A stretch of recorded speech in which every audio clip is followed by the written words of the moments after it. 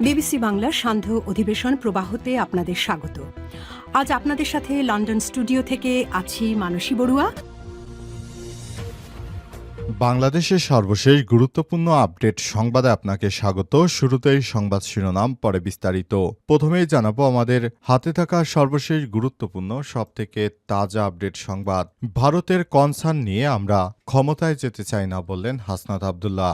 ভারতের কনসার্ন নিয়ে আমরা ক্ষমতায় যেতে চাই না বলে মন্তব্য করেছেন জাতীয় নাগরিক পার্টি এনসিপির দক্ষিণাঞ্চলের মুখ্য সংগঠক হাসনাত আব্দুল্লাহ। আজ জুলাই আগস্ট গণ অভ্যুত্থানে প্রথম শহীদ রংপুর বেগম রোকেয়া বিশ্ববিদ্যালয় বেরোবি শিক্ষার্থী আবু সাইদ হত্যা মামলায় সাক্ষীর জবানবন্দি পেশ করার পর ট্রাইব্যুনালের সামনে সাংবাদিকদের এক প্রশ্নের জবাবে তিনি এসব কথা বলেন। তিনি বলেন, আমরা সেনাবাহিনীকে এক্সপ্লয়েট করে, আমরা ভারতের সহায়তায়, ভারতের তোষামদি করে ক্ষমতায় যেতে চাই না। আমরা ক্ষমতায় যেতে চাই দেশের জনগণকে সঙ্গে নিয়ে আমরা ক্ষমতায় যেতে চাই, কারণ এদেশের জনগণ আমাদেরকে যদি ভালোবাসে তাহলে ক্ষমতায় যাব, আর যদি জনগণ আমাদের সঙ্গে না থাকে ক্ষমতায় যাবে না।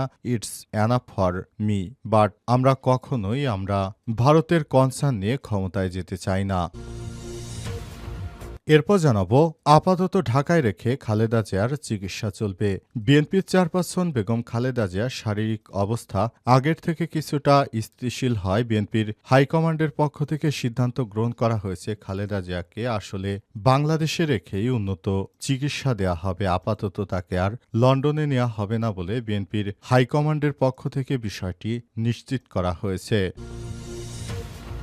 এদিকে প্রার্থিতা ঘোষণা 4 ঘণ্টার মধ্যেই বহিষ্কার। কেন্দ্র থেকে মনোনয়ন দেওয়া হয় পটুয়াখালী 1 আসনে, কিন্তু তিনি নির্বাচনে অংশ নিতে চান পটুয়াখালী 4 আসনে। বিষয়টি ঘোষণা দেওয়ার 4 ঘণ্টার মধ্যেই তার প্রার্থিতা প্রত্যাহার করা হয়েছে, এমনকি তাকে দল থেকে স্থায়ীভাবে বহিষ্কার করা হয়েছে। জানাবো, জাতীয় গণতান্ত্রিক পার্টির নিবন্ধন পুনর্বহাল পেল নতুন প্রতীক। জাতীয় গণতান্ত্রিক পার্টি জাগপার নিবন্ধন পুনর্বহালের পাশাপাশি দলটির জন্য নতুন প্রতীক চশমা সংরক্ষণ করেছে নির্বাচন কমিশন। 2008 সালে জাতীয় সংসদ নির্বাচনের আগে জাতীয় গণতান্ত্রিক পার্টির নিবন্ধন দিয়েছিল নির্বাচন কমিশন, কিন্তু শর্ত পূরণ না করায় 2021 সালের 28 জানুয়ারি দলটির নিবন্ধন বাতিল করা হয়।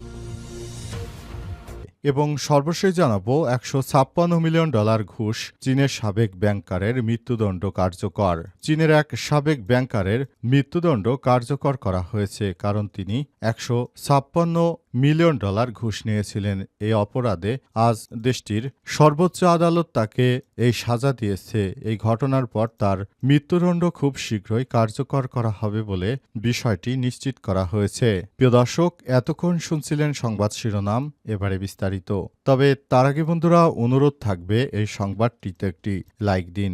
এই চ্যানেলে আপনি নতুন হয়ে থাকলে আমাদের সংবাদটি দেখতে দেখতে চ্যানেলটি সাবস্ক্রাইব করে রাখুন। কমেন্ট করে বন্ধুরা আপনার মূল্যবান মতামত জানিয়ে দিন আপনি বিশ্বের কোন দেশ থেকে বা বাংলাদেশের কোন স্থান থেকে আমাদের সংবাদটি দেখছেন এবং শুনছেন। আর বন্ধুরা, সংবাদটি আপনার সোশ্যাল মিডিয়া ফেসবুকে শেয়ার করে বন্ধুদেরও দেখার সুযোগ করে দিন।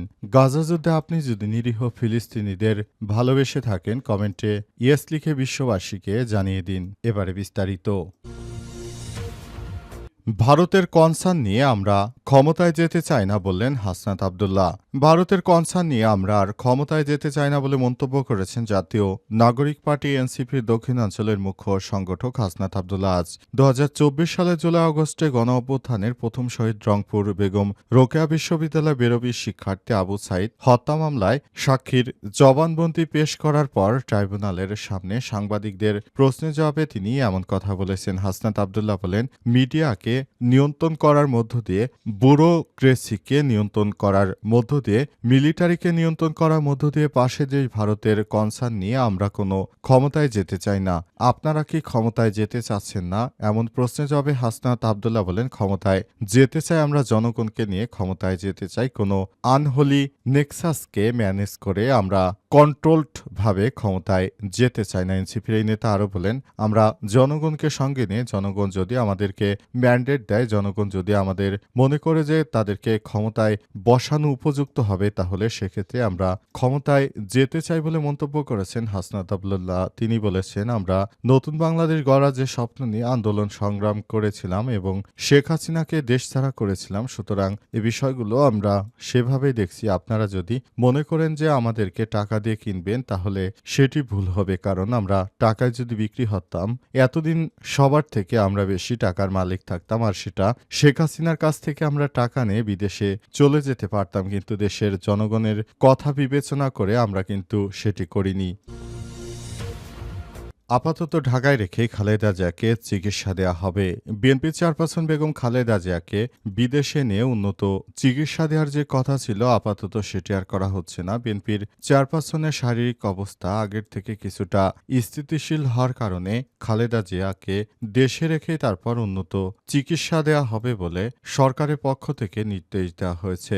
অন্তর্বর্তীকালীন সরকারের প্রধান উপদেষ্টা প্রফেসর ডক্টর মোহাম্মদ ইউনূসের সরকার জানিয়েছেন, কাতারের আমিরের কাছে সরকারের পক্ষ থেকে দাবি করা হয় যেন বিএনপির চেয়ারপারসন বেগম খালেদা জিয়াকে বিদেশে নিয়ে উন্নত চিকিৎসা দেওয়ার ব্যাপারে কাতার যেন এয়ার অ্যাম্বুলেন্স দিয়ে সহায়তা করে। এরপরই কাতারের সরকার বাংলাদেশকে এয়ার অ্যাম্বুলেন্স অর্থাৎ উড়োজাহাজ দেওয়ার সিদ্ধান্ত নেয় এবং সেই উড়োজাহাজ আসতে যায়, তবে উড়োজাহাজের সমস্যা দেখায়। তারপর উড়োজাহাজ কাতারের আমির তিনি জার্মানি থেকে ভাড়া করে এনে সেই এয়ার অ্যাম্বুলেন্স বাংলাদেশে পাঠানোর সিদ্ধান্ত নেয়, তবে সেটিতেও আবার ত্রুটি দেখা দিয়েছে এবং সে কারণে সেই এয়ার অ্যাম্বুলেন্সটি দেশে যথাযথ সময় ফেরত আসতে পারেনি। তাই অবশেষে সরকার সিদ্ধান্ত গ্রহণ করেছে যেন এই এয়ার অ্যাম্বুলেন্স বাংলাদেশে আসার আগেই যেন খালেদা জিয়ার আরও উন্নত ট্রিটমেন্ট করা হয় এবং এয়ার অ্যাম্বুলেন্স পৌঁছানোর পর যেন তাকে উন্নত চিকিৎসা দেওয়ার জন্য বিদেশে নেওয়া যায়। কিন্তু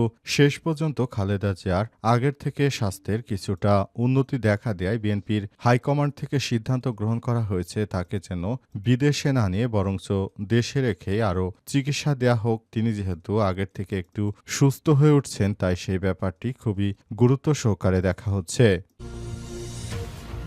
প্রার্থিতা ঘোষণা 4 ঘণ্টার মধ্যেই বহিষ্কার। কেন্দ্র থেকে মনোনয়ন দেওয়ার 4 ঘণ্টা পর আবারও প্রার্থিতা প্রত্যাহার করা হয়েছে, এমনকি তাকে দল থেকে স্থায়ীভাবে বহিষ্কার করা হয়েছে। কেন্দ্র থেকে মনোনয়ন দেওয়া হয় পটুয়াখালী 1 আসনে, কিন্তু তিনি নির্বাচনে অংশ নিতে চান পটুয়াখালী 4 আসন থেকে। বিষয়টি ঘোষণা দেওয়ার 4 ঘণ্টার মধ্যেই তার প্রার্থিতা বাতিল করা হয়েছে। কেন্দ্র থেকে পটুয়াখালী 1 আসনে হাতপাখা প্রতীকের প্রার্থী ঘোষণা করা হয় ইসলামী আন্দোলন বাংলাদেশ পটুয়াখালী জেলা শাখার প্রধান উপদেষ্টা মুফতি হাবিবুর রহমান হাওলাদারকে। তিনি নিজেকে পটুয়াখালী 4 কলাপাড়া রাঙাবালী আসনে সংসদ সদস্য প্রার্থী ঘোষণা করেন। এর 4 ঘণ্টার মধ্যে দল থেকে তাকে স্থায়ীভাবে বহিষ্কার করা হয়েছে। একই সঙ্গে তাকে আসন্ন ত্রয়োদশ জাতীয় সংসদ নির্বাচনী প্রার্থী থেকেও প্রত্যাহার করা হয়েছে। আজ পটুয়াখালী পৌরসভা ইসলামী আন্দোলন জেলা কার্যালয় আয়োজিত সংবাদ সম্মেলনে এই সিদ্ধান্ত দেন জেলা সভাপতি হাওলাদার মোহাম্মদ সেলিম মিয়া।